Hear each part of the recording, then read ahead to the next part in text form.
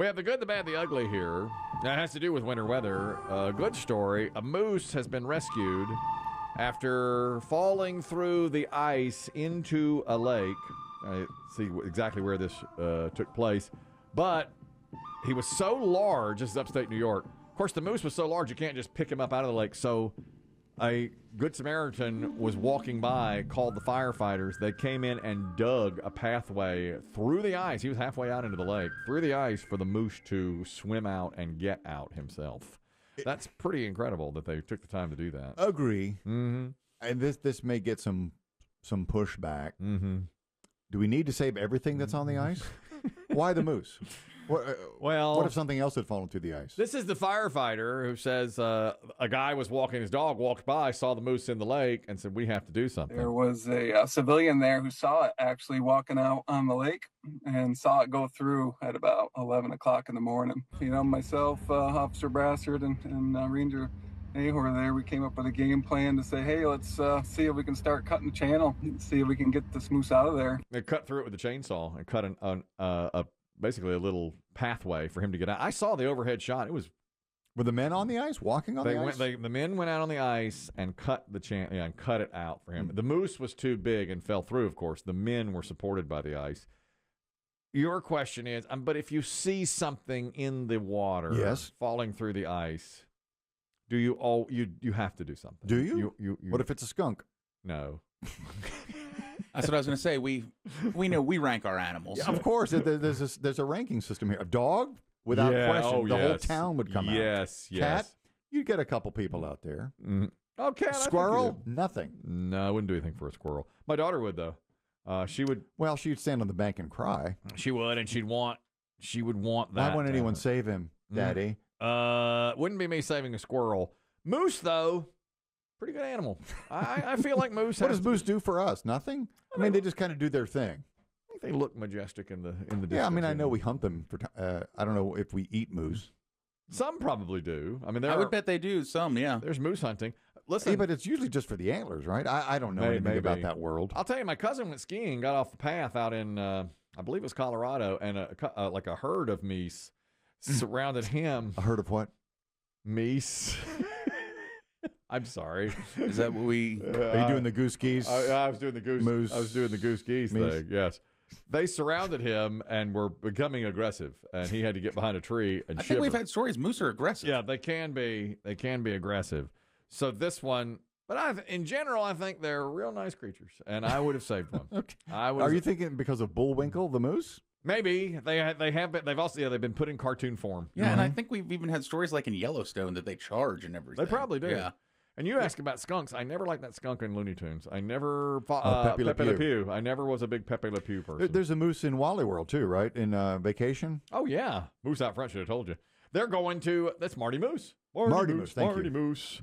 And then there's Moosehead Beer. We like that. Yes. All these things. All are true. So for whatever reason, yes, I think the moose should have been saved. It's on the right side of the animal scale. I mean, could you look at a struggling moose with his head barely above water and not? People do it all the time. Yeah. And if you just take a safari to Africa, right? Oh, that would be terrible. Iced in. Well, I mean, but they're not struggling. Like if a hippo's in the water, they're not struggling. But you could argue that this is natural selection at work. Yeah, see, that's why you can never go on a safari in Africa. Because you'd end up seeing like a zebra just get nailed by a lion and ripped apart. Or an antelope or one of those gazelles. You'd be like, well, are we going to do something? And it'll be like, no, this is how it is here. This is the circle of life. But this moose drowning it's not the circle of life. It's not, but it's natural selection. I mean, it is natural selection. Yeah, that's right. That would be more what it is. But nothing's benefiting from this. Except maybe the fish at the bottom. I don't know if they eat moose meat. Well, I hope not. No, they're probably pescatarian. They're not either. This is often overlooked in the animal community. What if this moose is an idiot? What if the other, as you would call them, meese, are on the back going, hey, Carl, I don't think you should walk out on the ice. But we don't do that. Pipe down. Yeah. We don't do that just because. Look, I've met a lot of idiot dogs, and I've met a lot of idiot people. You don't just eliminate. Don't sacrifice them. You don't them. sacrifice them. If a guy was out there struggling, you don't say, "You idiot! Why'd you walk out there?" You go get him. And then later you say, "Oh, you moron." Well, humans are held to the highest standard. Yeah, we are. They may not be the cutest. No, but we should be held to a higher standard. We know better. We do things that are stupid many times. and need to be rescued from it. Well, and of course, Biggie now has put out there his stupid jail. Stupid jail. If this were a person, you'd put him in stupid jail. Like, why'd you walk out on thin ice? You should never have done that. Turbo Ted, you're talking about the moose stuck in the ice. Chris Demm says, wander on. Take a picture. Whatever. Go ahead. Yes.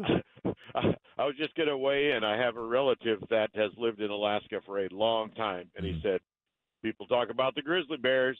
Don't sleep on them. But he said, don't forget about the moose. Like, they will mess you up. They're aggressive?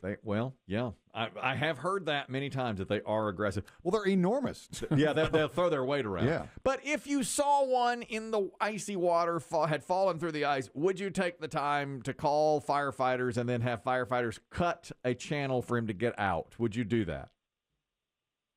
That seems like a lot of effort.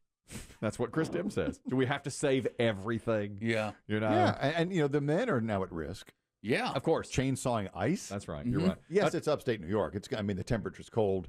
People's, ice fish. People walk on the ice. I get it. Thank you, Turbo Ted. What about if you're in Australia during the winter and you see a kangaroo in the same situation? They can be aggressive. Would you save a Yeah, rib? and I think from what we have heard, and this is this very, very small sample size, people in Australia are okay with roos meeting their demise. They hate them. They can be pests. That's true. Right? Yeah. They're like... They hop across the roadways. Yeah.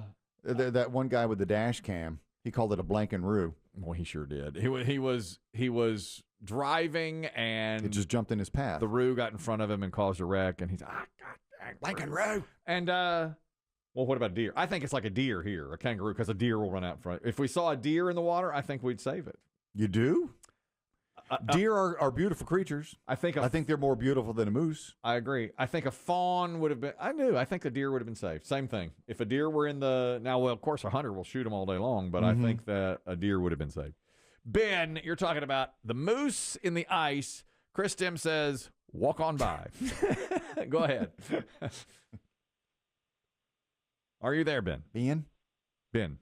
Sounds like a dead line. It does. Hey, what did we lost Ben? I think we did too. He's not there. He's gone? Well, I thought he was there. Ben? Hello? There he is. Okay, there you are. go ahead. You had a comment on the moose. Yes, go ahead. Yeah. Yes, sir. My daughter lives in Anchorage, Alaska. She's been there about a year and a half. And they have a moose that lives like kind of around their neighborhood. And what'll happen is the fruit will fall out of the trees and it'll ferment. So the moose will drink the fermented fruit or eat the fermented fruit and basically gets intoxicated and just kind of stumbles through the neighborhood.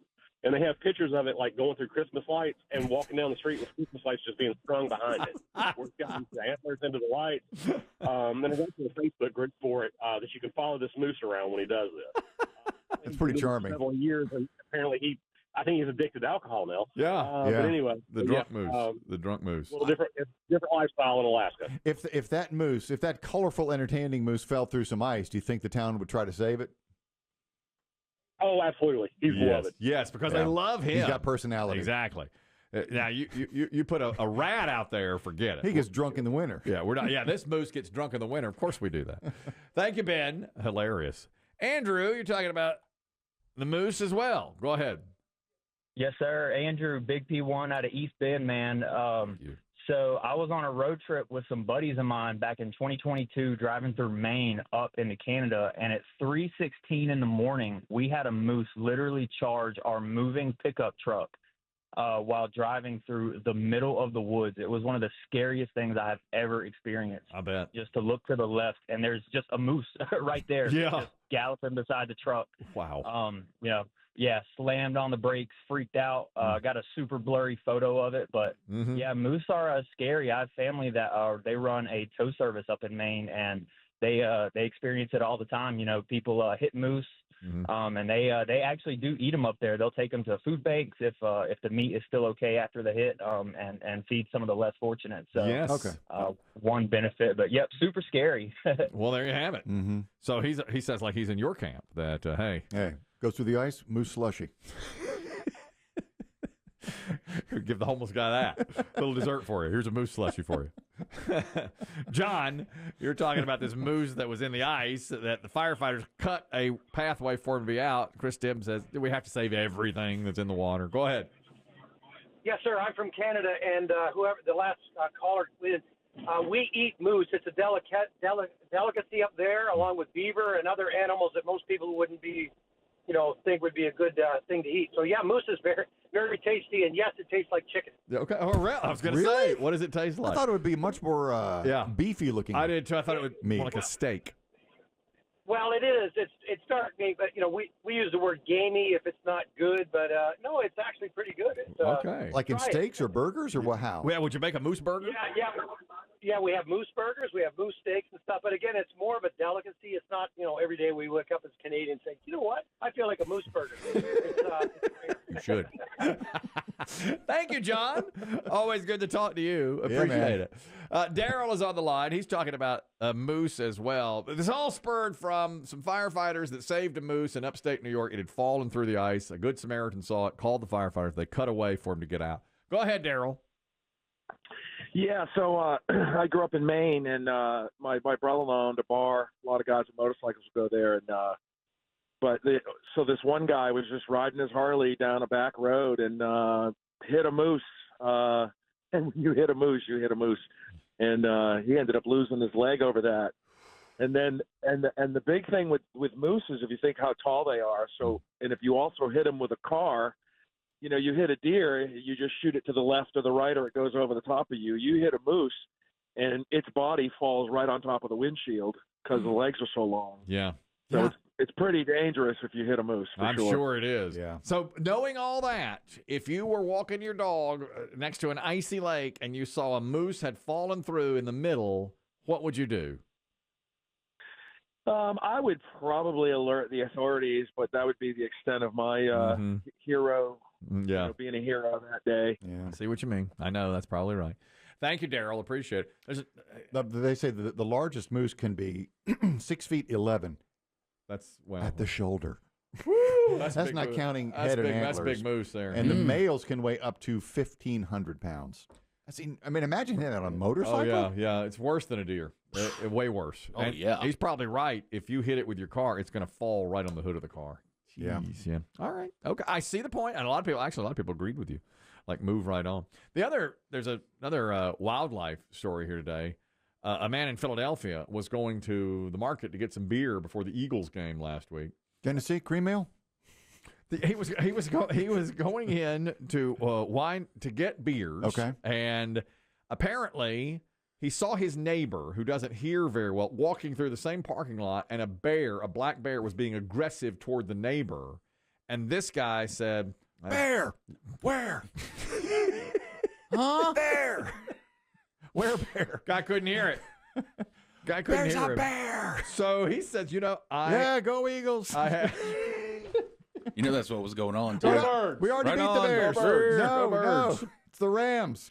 This gentleman, Andrew Nyer, said, I had to save my nearly deaf neighbor. So he went and got in front of the neighbor and went to the bear.